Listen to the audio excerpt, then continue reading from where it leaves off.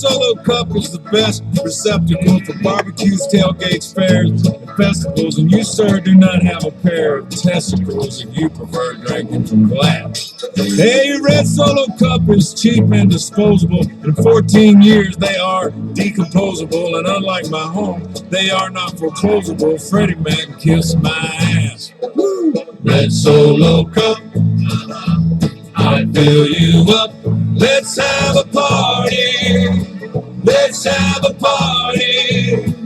I love you, Red Solo cup. I lift you up. Proceed to party.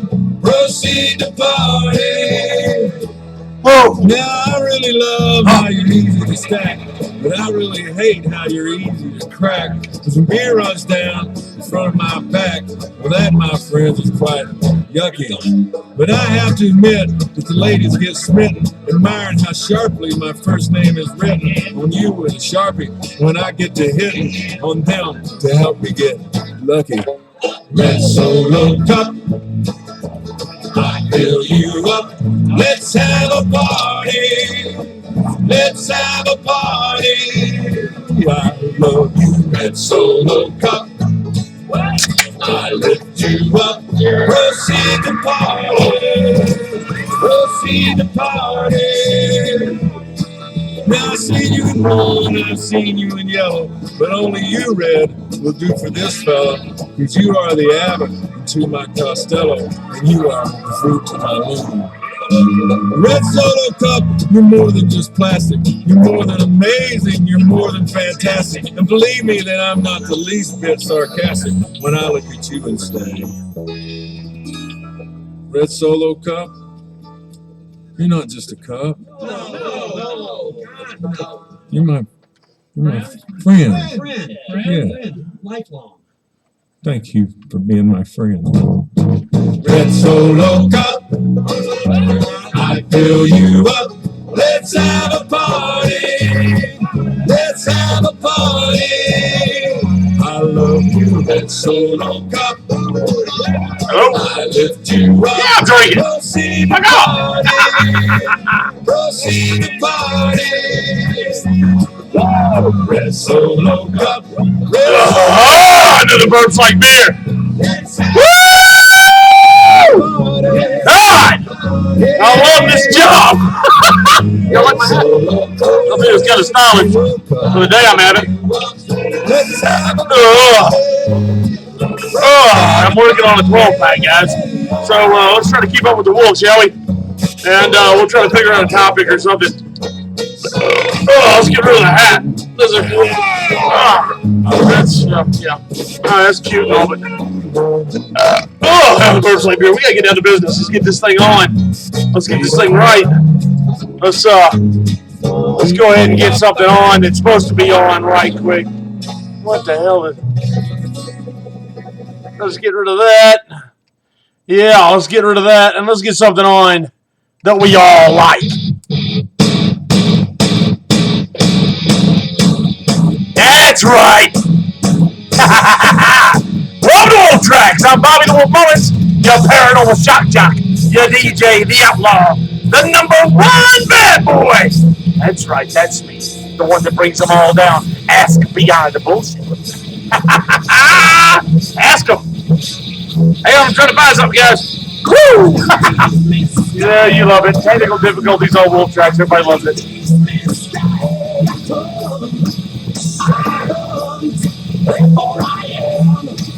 This good land, taking a fall and land.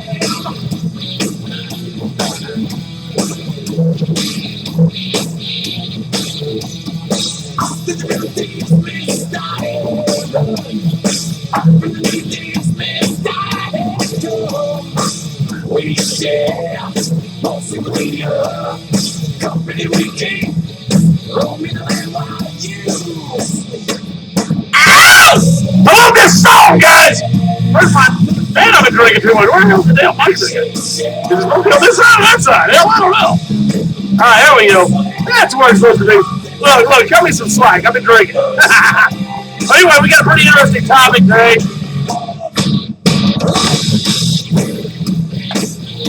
we're going to talk about anti-gravity. All right. Let me turn this down a little bit via the high-tech devices known as Wolf Track.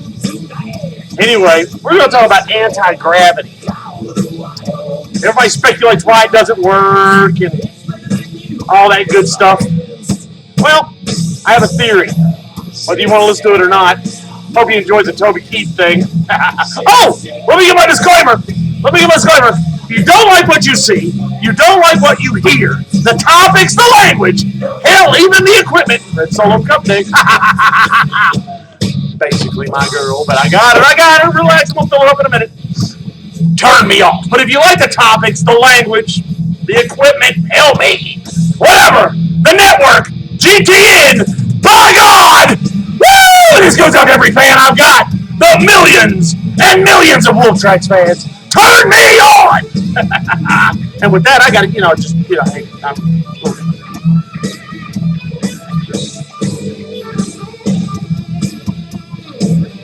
oh, damn, that's good.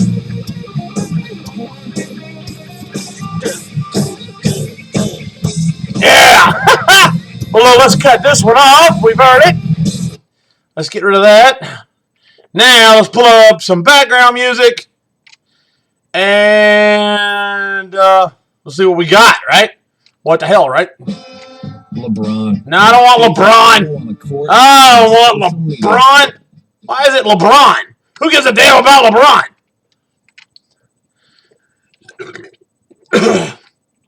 Ugh. Good Lord. Well, anyway, I see that's being an ass. All right, now, let's get to the topic at hand. Besides the beer. Oh, here's one. All right, anyway, let's get to the topic at hand, shall we? Anti-gravity and why it doesn't work or why it should work or what they should think about doing. Background music. You like it, huh? Yeah, there you go. A little Cinderella for you. I own the CD, so fuck off. Anyway, anti-gravity. Think of it this way. Asteroids and meteors are pulled to planets. Why? Because of mass of the planet. The mass of the asteroid or meteor is less than the mass of the planet. The meteor and asteroid is smaller. They have less mass. And the planet has more, so therefore it has a gravitational pull. Now think about this. Why are we stuck to the planet? We're not a ferrous metal, and the planet's not a giant magnet. So something else is going on. They've already proven that you can take mercury, run electricity through it, and almost like spin it like a gyroscope in a gyroscopic fashion, and it floats. So now if that's the case, it's creating its own electrical field or, quote unquote, some kind of field. Now, what is that field doing? This is my theory. Everything's composed of atoms. Matter is composed of, everything in the universe is made up of some sort of material, which is an atom, phase, whatever. Those atoms all revolve around a nucleus. You got protons and neutrons. Excuse me, another burp's like beer. Revolving around a nucleus, these protons and neutrons. Now that field of energy, I think if we can negate that somehow, I think that's what they're doing with the mercury and the electricity and the centrifuge or gyroscope item. They're negating this field. Now it might be so minor on one atom that we can't detect it, but on something as large scale as a planet or a black hole, which has insane mass because of the compact matter, the gravity well on that thing is insane. It even bends light. So if we can negate that field, it's got to be some sort of field we're not noticing, and there's something we're not getting. It's an electrical field or something along that spectrum that we're not quite understanding yet, that puts a field around an object, because they said they've done it with mercury, and it floats. In other words, it defies our gravity. Now, if they've disclosed that much, that means that they're working on it. Remember, I always tell you, keep your eyes open, ears open, mind open, all that mess. Think, research and development, right? Think. If whatever they let you have or whatever they let you see, there's more behind it. So if they know that mercury will float with electricity in a gyroscopic fashion, They've already put this into effect. They're trying this in ships, craft, whatever. This goes back to my theory of Roswell, that it wasn't an alien craft. It was actually one of the German scientists that we brought over during Operation Paperclip. Look at the timeline. If you doubt me, look at the timeline. Look at the timeline when the war ended, when we brought them over, and when Roswell happened. They're within a couple of years of each other. Seriously, look this stuff up. Now, think about it for a second. Think. We bring them over. This guy was perfecting disc technology. Well, let's say it worked. Let's say it was more than that stupid hovercraft we made that they showed us on film. Look, the military is working on disc technology, and it floats and blah, blah. No, ducted fans aren't it. All right, let's say this thing worked. Well, with anything man-made, problems happen. You've seen technical difficulties on wolf tracks. Why wouldn't there be technical difficulties in a disc? All right, now, think about that for a second. They're in Mexico, where it's not supposed to be very well inhabited, not a lot of people, whatever, and they're testing this thing and it crashes. What if they were using this mercury technology to create a field around this disc? What if these brothers figured it out? All right, what if that's the key? What if that's the key? What if this mercury field thing is the key to your megalithic statues and stuff? That's anti-gravity, guys. I don't care how you word it. That's anti-gravity. All right, now, think about that for a second. The guy who did the coral whatever in Florida had a little black box. No one knew what was in the black box, but he said he could push all the rocks into place, and he weighed like $1.10, soaking wet, and he's pushing 5-6 ton coral blocks into place with ease with a little triangular, I don't know, cherry picker type thing, you know, A-frame, whatever the hell, and some chain or rope and pulleys and a black box. Something really. What if he created a field around it? What if that box generated that field? What if that was the field generator? And the rock then underneath the tripod became weightless, so he could pick it up and move it wherever he wanted to. Think, guys, it's called possibilities. All right, theoretical physicists think about this stuff all the time. So now, get back to the atom thing. What if we could block this field that's radiating out that's causing us to stick to the planet? All right, and with every planet, okay, not just ours. The sun pulling the Earth to it, you know, keeping everything in orbit. Everything revolves around a gravitational pull. Gravitational. Word of the day. Apparently I've had one too many of these. Gravitational. Gravitational? Anyway, think about that. Now, also, here's a theory. Not the drinking. That's all research and development. No. There's something called a rogue planet, and there's hundreds upon hundreds of these damn things. They're not in an orbit anymore. They're floating without a path, basically on a straight line until something hits it or pulls it in. But they're called rogue planets. It's a planet that is no longer in its orbit. Now, think about it for a second. Think. They say our planet is 42 billion, whatever, years old. The universe is even older. All right. How old are some of these other planets? Now, if they had life on them. Now, I'm not saying carbon-based. I'm not a big, everything's like us. I'm like the Catholic Church and everything's human. No. No, there's other life forms out there besides a carbon-based life form. Okay? I'm not naming my camera Lucifer and denying and burning people at the stake for thinking outside the box like the Catholic Church does. But anyway, now, let's get back to the topic at hand. Rogue planets. Anti-gravity. Think about this for a second. If our scientists perfect this anti-gravity, they have to be able to control it. Why, you ask? What happens if it negates the entire gravitational pull or field? What if it doesn't just affect the object? What if these rogue planets have done this to a degree that it expanded exponentially? Well, now these planets are now free floating in space because they were slung out of their orbit because there's no more gravitational pull on them. All right, now think about that for a second. Think about that. These planets are now flash frozen out of their orbit, and some anti-gravity device, in theory, has caused them to lose their orbit. And they're just free floating through space. What kind of technology are on these planets? What kind of structures? What kind of buildings and everything? Because everything's flash frozen now.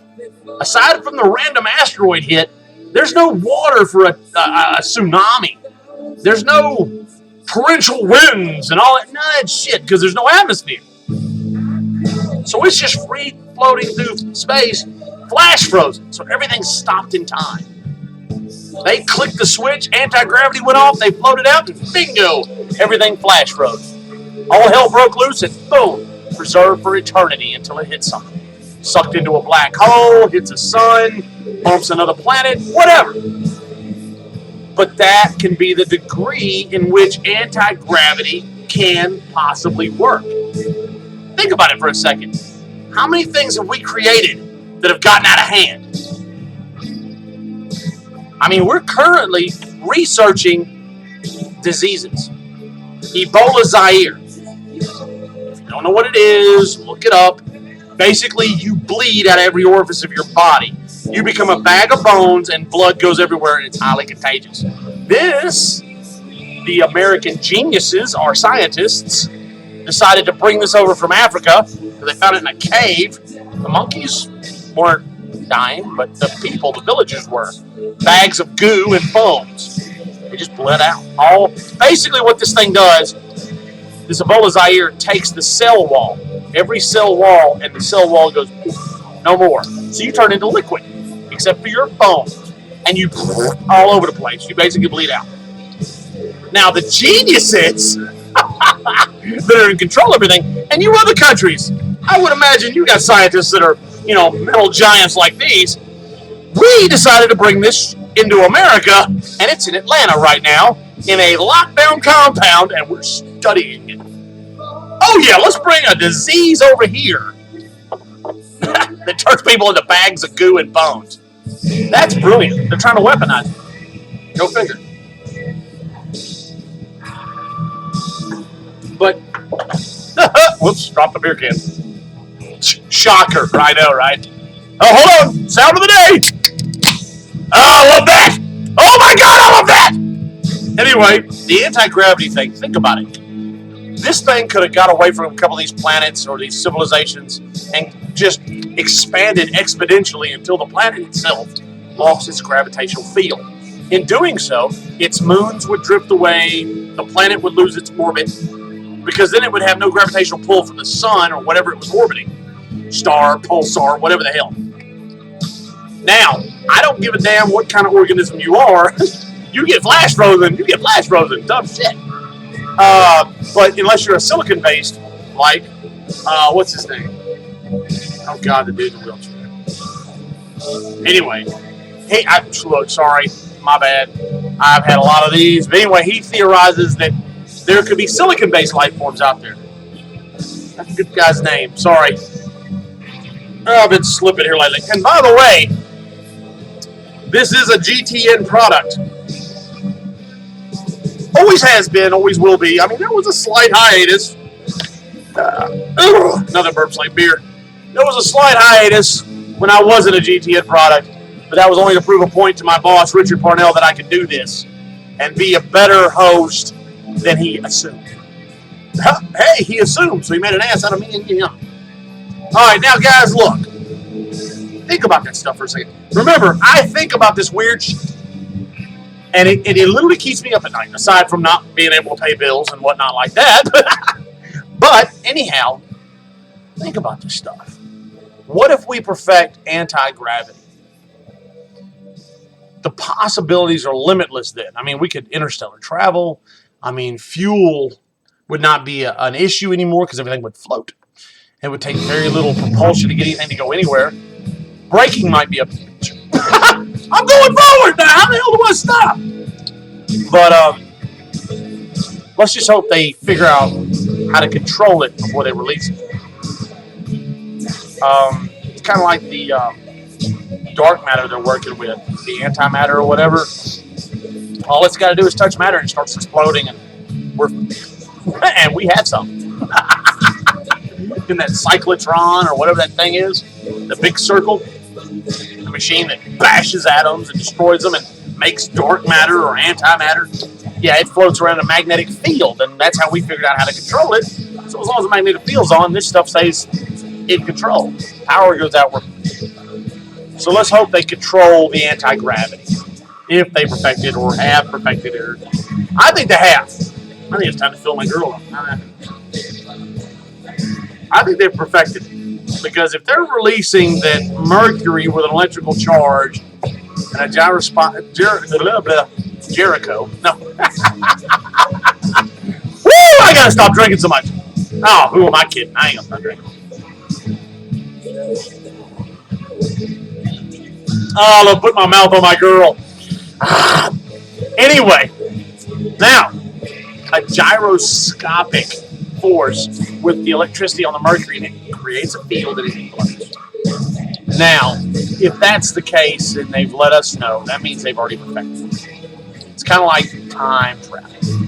The guy has already, I think his name's Hammer, last name's Hammer, I think. Anyway, he's already theorized and perfected the ability to send protons or whatever, atoms, whatever, spinning up or down for time travel, backwards. And he's doing it in a binary code system, so he's able to talk to the past. If that's the case, he's already started the timeline for time travel. If they've already shown that Mercury floats with electricity and gyroscope, they've already started the timeline for anti-gravity. Why else would one of the, I don't know, Chinese or Japanese emperors have a tomb built like a keyhole and it's full of mercury? Is mercury more valuable than we thought it was? Is it the key? Mercury, the key? Think. See? You learned something new on Wolf Tracks. What if Mercury's the key? This guy literally has an entire layout of his domain, his city, kingdom, whatever, and it's surrounded by a river of mercury in his tomb. So is Mercury the key? And are the other tombs filled with mercury also? Since they're keyholes and they can only be seen from space. Could the key to space travel be mercury, and that's why you can see it only from space? The key design, keyhole design. You're thinking, and I like it. Think about this stuff. Maybe everything's a big riddle. What if this is a riddle? What if they're leaving clues for us to figure out?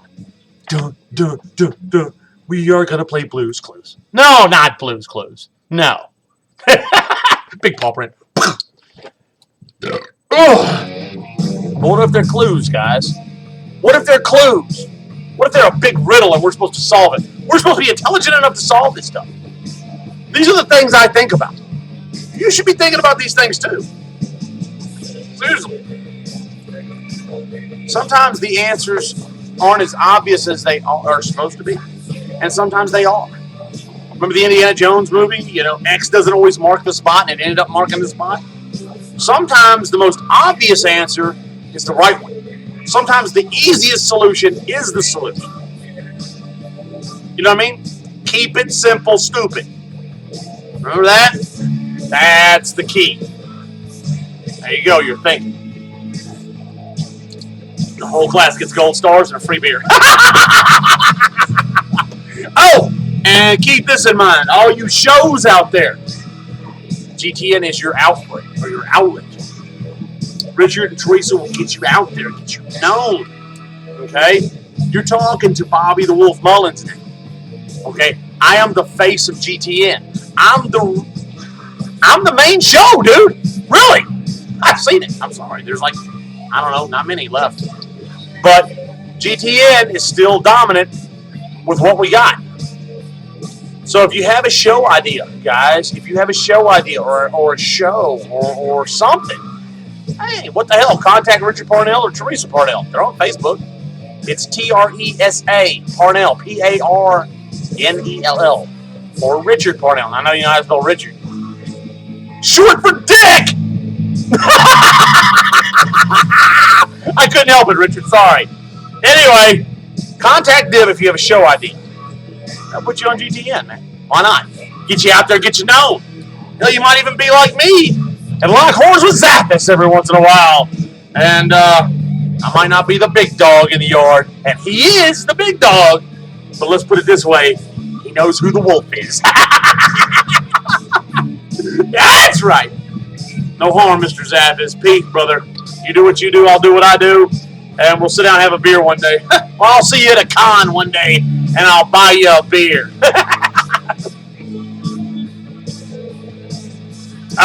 The stories we'll have. Anyway, guys, I'm going to get off here. Think about the anti-gravity thing. Think about that rogue planet thing, man. Drifted through space. Think of all the technology that's just drifting.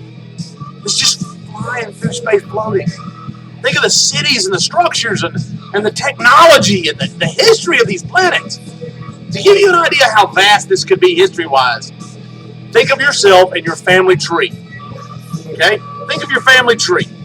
Now, take all that history all the way back to, say, when you colonized America, or you first stepped foot on England, or whatever country you're from. Your family first stepped foot on that country and where they came from. Now, take that and expand that out to the 480 billion people that are on this planet and everyone's history. Now, take that and put it on another planet with 480 plus billion life forms of history. Think about that one. And think about this. If there are Earth-based planets out there, Goldilocks zone planets, and if they are as advanced as us, there's 35, 40 plus planets we've already found. Expand that 480 billion people 30 times. Boom! That's a lot of damn history, guys. A lot of information, a lot of relics, a lot of tech. And he who has the tech wins the war, remember, guys? All right, I'm going to get off here. Think about what I said. Time travel, rogue planets, your family tree, drink a lot of beer, keep up with the wolf, and remember, as always, pay attention. Open your eyes, open your ears, and open your mind. Pay attention to what walks by, crawls by, flies by, and/or slithers by. That's right, it's an 80s thing. Yeah. Anyway, and if you get a picture of it, send it to Bobby the Wolf Mullins at onewhitewolf0706@att.net. Or hell, send it to ghosttalestv.com. GTN. The only paranormal superstation you'll ever need. Anyway, y'all take it easy. Take it light. Don't get any on you unless you like it that way. And remember, holler at your boy!